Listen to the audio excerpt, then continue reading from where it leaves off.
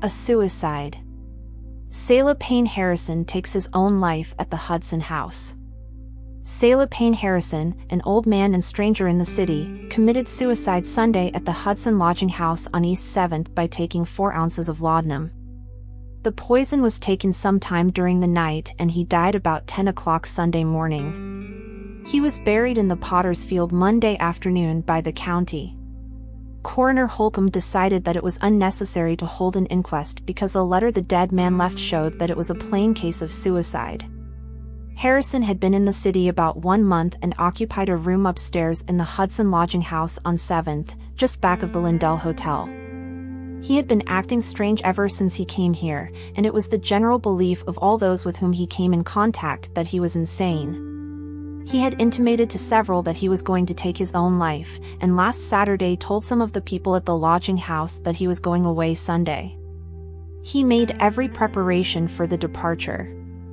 Sold his trunk to a second-hand man, bequeathed all his earthly belongings consisting of mainly trinkets and small articles in immediate possession to a freeborn, the cripple in the post office, and wrote a long letter giving a full history of his life.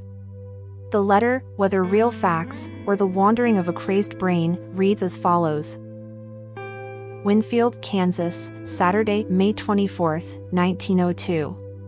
To whom this may concern, I am about 51 years of age, was not well born to begin with, my father being a chronic invalid 61 years of age at my birth. Both parents died on an Ohio River steamboat and left me among strangers at 18 months of age.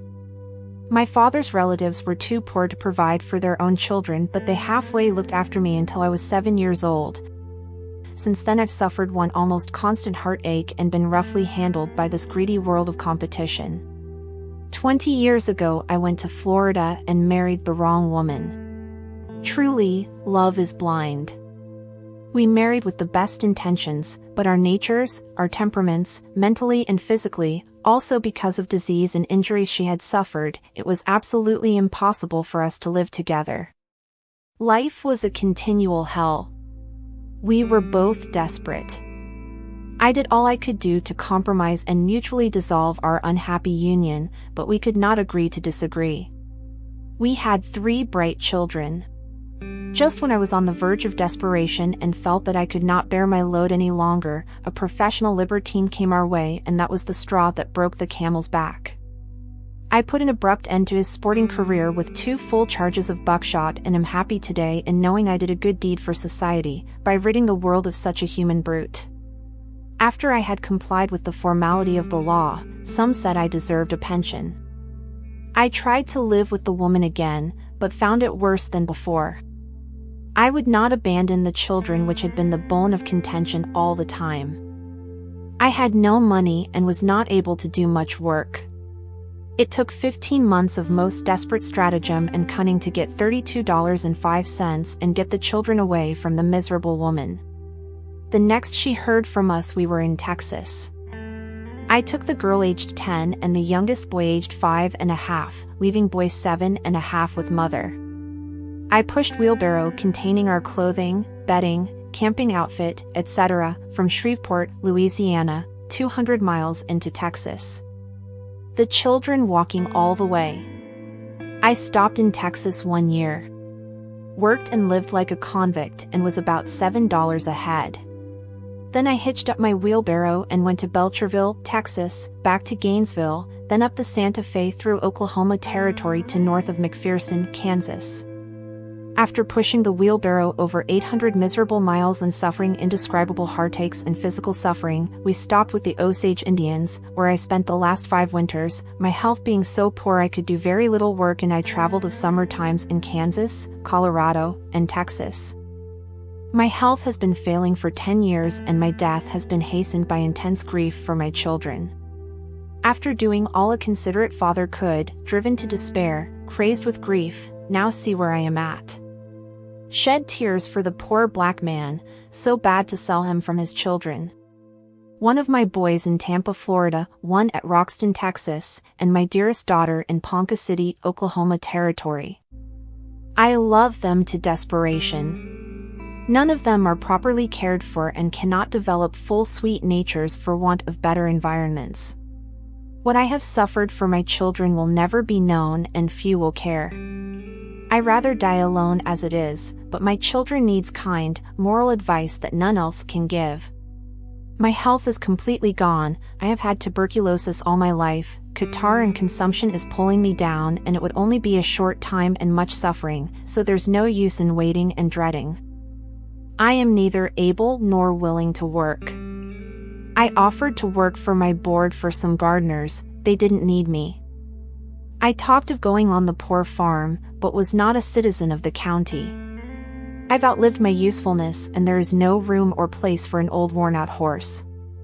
I've plenty money and will devote it to socialism, that such barbarous forms of society that produces so much suffering may be abolished. As to the hereafter, I've no dread. The world is my country. To do good is my religion, and I've came very near living up to it all my life. I say the Bible is the blackest fraud any people ever had to contend with, knowing that I'll soon know how dead men enjoy life. I make the above assertion without fear or trembling. I believe in progressive reincarnation or plurality of existence. That our bodies are garments for our souls. That we wear out our bodies the same as our clothing, cast it off and get into a new body and pass through life again and again, each time gaining a little more moral courage and working to abolish ignorance, selfishness and poverty and make this world a happy place to live in, by giving every man, woman and child supreme justice and wiping want from the face of nature. See what we have done in the way of supplying the physical needs of man? The moral or spiritual side of our natures have been neglected. When we bring up the moral side, it will not be long before we will have food and clothing with as little anxiety as we now have toothpicks and matches. Liquid air will take the place of steam and electricity, every family will have airships for carriages, and the horse will be seen in museums as a wonder of dark ages. Science will produce a healthy race of people, and we will live hundreds of years and never be sick and die a painless and happy death. Unlike myself, all peoples, barring rare accidents, will live to see their grandchildren well fixed for life. I've studied this matter consciously for 33 years, done my own thinking, and my conclusions are based on scientific observations and are free from superstition. Most people get their moral ideas on a business proposition, like they get their meals, ready-made. I don't believe I am any more crazy than the ordinary man, though crazy men never know when they are crazy. I have been planning suicide for 6 weeks, had the laudanum 2 weeks, but I have to be shy. I can't say and do some things I wish without betraying my intentions. If I'd been allowed to go on the poor farm 4 weeks ago, I could have worked and more than paid my burial expenses, but as the people are so stingy, I'll put my little money in socialism for humanity, and you can do as you like with my old worn-out body. I've no farther use for it. Maybe some young quack doctor would like to experiment and explore it. My wife and son lives at 251 Spruce Street, Tampa, Florida. Have some jewelry, combs, photo frames, etc., and my clothing. I desire that all my effects be given to the poor deformed person that has the little shop in the post office. I've always held a desire to conduct my life in such a manner that when that awful time, death, arrived, as it will arrive for all, that I should have little to regret. I am happy in the fact that I've done well, I've no fears, I feel as though I was preparing for a long ocean voyage. Good night to all the world. There's none, beneath the ever-shining sun, towards whom I feel a hate or spite. To all the world, a long good night. Sela Paine Harrison. Tampa, Florida. Papers please copy.